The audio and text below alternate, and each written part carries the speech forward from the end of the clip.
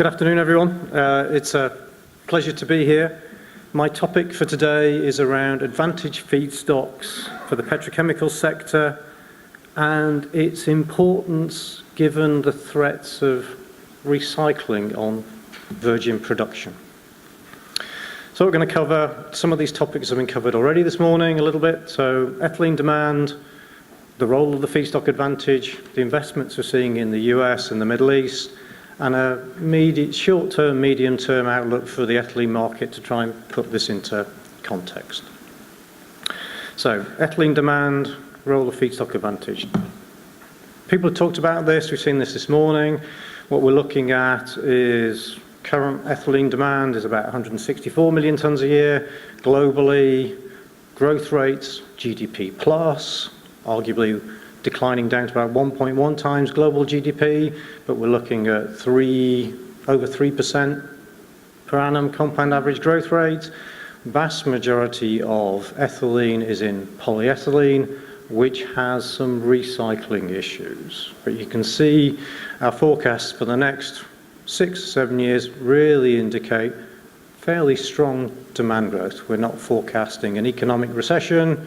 We've got some weakening of GDP, agree with the IMF of a synchronized slowdown, haven't got a crash, but effectively we're looking at something that says actually global ethylene demand should grow reasonably strongly over the coming years.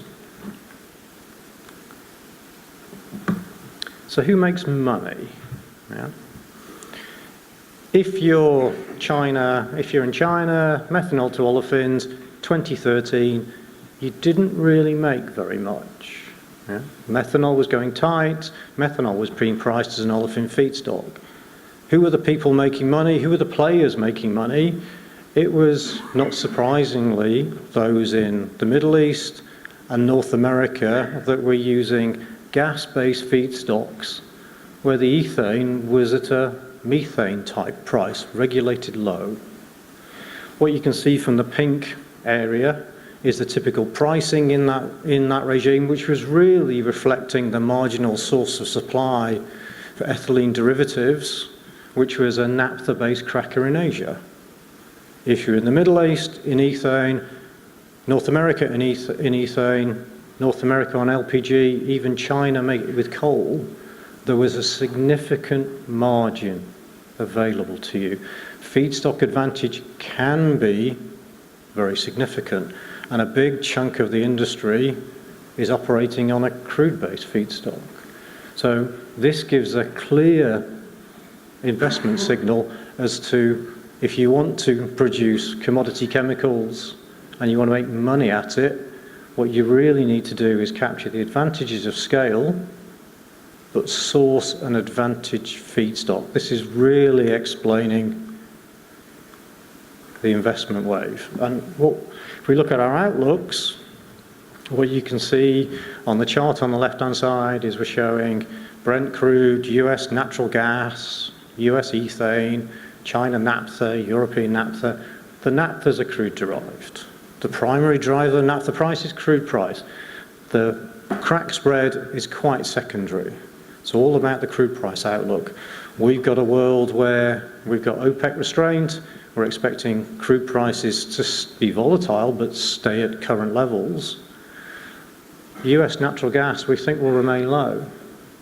US ethane, we've seen a run up, we're expecting that to erode, prices to fall. They're falling now as infrastructure improves. What's the consequence of this? The consequence of this is a significant wave of petrochemical investment in North America. If you look at the chart on the right-hand side, what you can see is the blue segment, North America. That's primarily ethane crackers in the US Gulf Coast that are arbitraging low-cost gas-based feedstock into a commodity that can be moved to Asia and capture the value.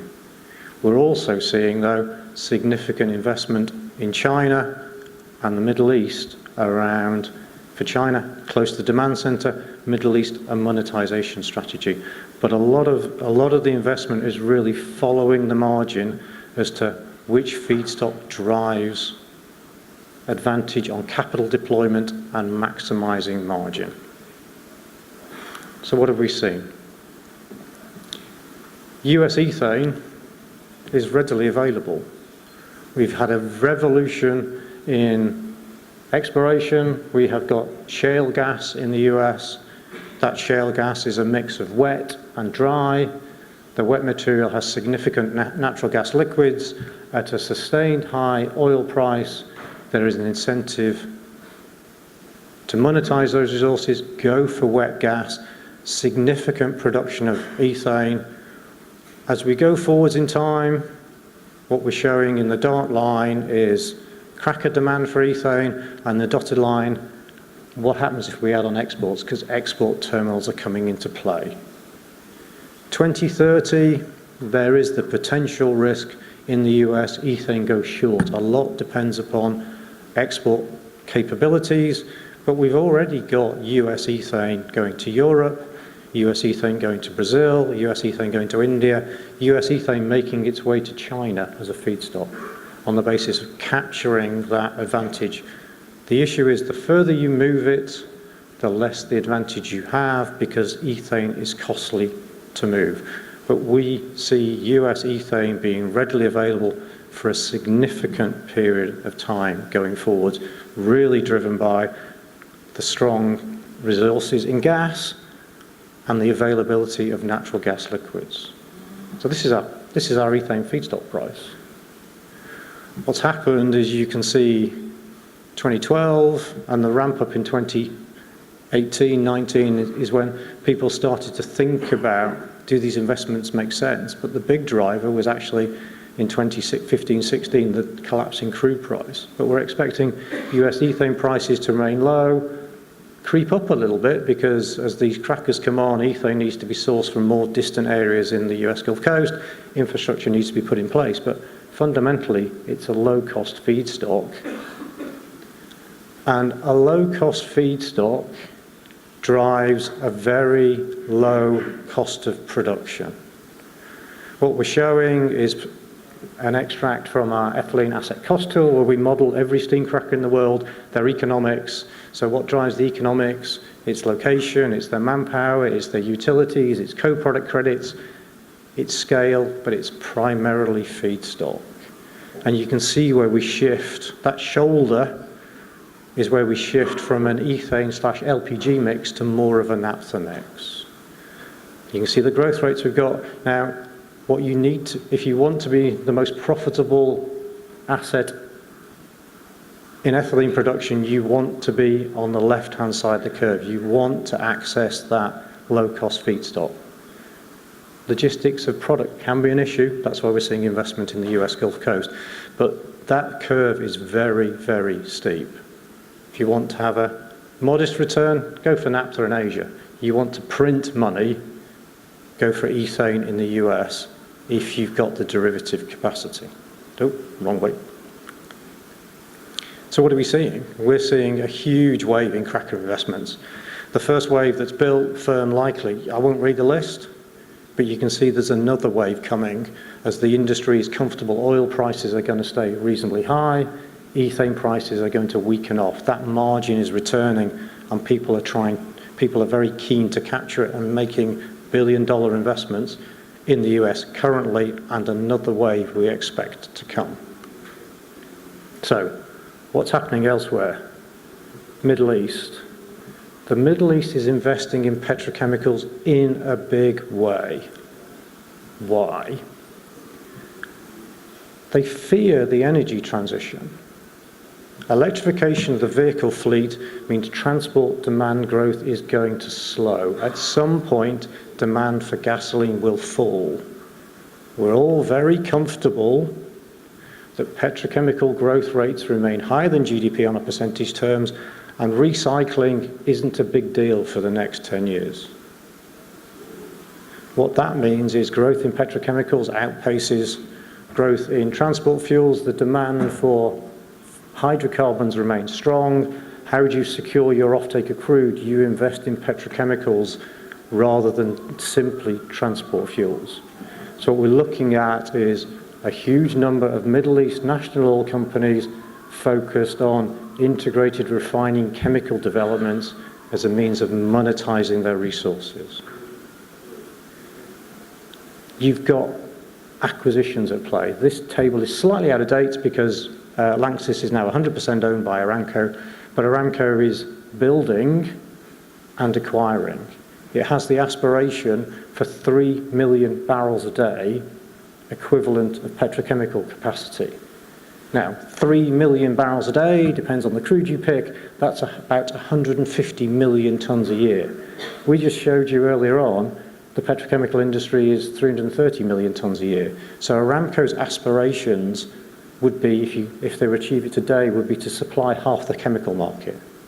We don't see that happening. We think it's a long-term aspiration, but it gives you an idea of the importance they attach to this market and what they will do to achieve that. The acquisition of SABIC for $69 billion is all part of that strategy. We're expecting a mix of build and a mix of acquisition. So what does an integrated refinery chemical complex look like? We've not taken a Middle East one, we're using a Chinese example, where we're using Hengli, its economics, to look at the value addition that we get from chemicals. What we're showing, this is a 400,000 barrel a day refinery that's been built to enable them to supply their PTA demand. They're going to, at their site, when it is fully operational, supply the equivalent of twice the annual global demand growth for PX at this single facility. So PX margins are going to take a hit. But if you look at the chart on the left-hand side, what we're doing is we're splitting the value from the refinery and from the chemicals. The uplift from the chemicals is bigger than that from the refined products. This is a second-generation configuration where about half of the output on a weight basis is chemicals. This is not your typical integrated refinery chemical complex where you've got 15 to 20% is chemicals. With third generation, 70 to 80%, Aramco's aspirations, that's going to take a long time. The important thing to show is we're expecting their margin, their net cash margin, when this site's fully operational, to be of the order of $20 a barrel. It needs to be that size to earn a return on a $20 billion investment. But it's going to be one of the most competitive integrated refining and petrochemical sites in the world. This is an example of what's happening in China that is being replicated in the Middle East. What are we seeing? Lots and lots of interest in crackers, but also integrated refinery sites. Won't list them. Some of them you can see. Some of them are gas-based, Capco's ethane cracker, because Qatar is the only country that's long ethane. Many of the rest are mixed feed machines that are integrated with the refining industry. The Middle East is quite comfortable in making major bets that this is a sustainable development platform economically, but also supports their local national development. So, what does that mean? Unfortunately, it means ethylene margins are going to fall and continue to fall. So 2017 was effectively peak margin year. If we look at operating rates, we are expecting industry operating rates to fall from now through to effectively 2024, 2025. We have got a sustained overbuild of capacity. The industry needs 3 to 4 world-scale crackers to be built each and every year. The industry is slightly overbuilding. This is part of the US investment wave being pulled through, the next wave, and also developments in the Middle East and Asia. So we're expecting global ethylene utilization to fall. What does that mean for margins? Depends where you are. If we're looking at HDPE, using that as a reference, if we're looking at Europe and China, we're expecting those integrated margins to fall. They actually fall to relatively low levels by 2025. The US, however, margins remain very, very strong because we've got the ethane price coming down and we're basing it on integrated facilities. If you're a merchant ethylene producer in the US at the moment, you make no money. Ethylene is at ethane cash costs. It is disconnected from the international market because there is not enough derivative capacity. It's important to get that derivative capacity in place, but what we're looking at for the next 4 or 5 years is this interest in petrochemicals has resulted in an overbuild. This overbuild of capacity is resulting in margin weakness. What this emphasizes is really 2 points. If you're going to build something, capture advantaged feedstock because it puts you at the lowest point on the cost curve. If you are at the lowest point on the cost curve, if in the next 10 to 15 years, 20 to 30% of the polymers are recycled, you'll still be operating, you'll still make money, because the assets that will be forced to close are the ones that are based on naphtha that don't make a margin. The issue of sustainability and recycling further emphasizes the importance of securing advantaged feedstock, because that could be the thing that drives weaker demand growth or ultimately, depending on your time frame, demand decline. So if you're thinking of a petrochemical investment, scale is important. The product outlook you have, the product portfolio you're producing is important. The biggest thing is really feedstock advantage. With that, thank you very much for your time.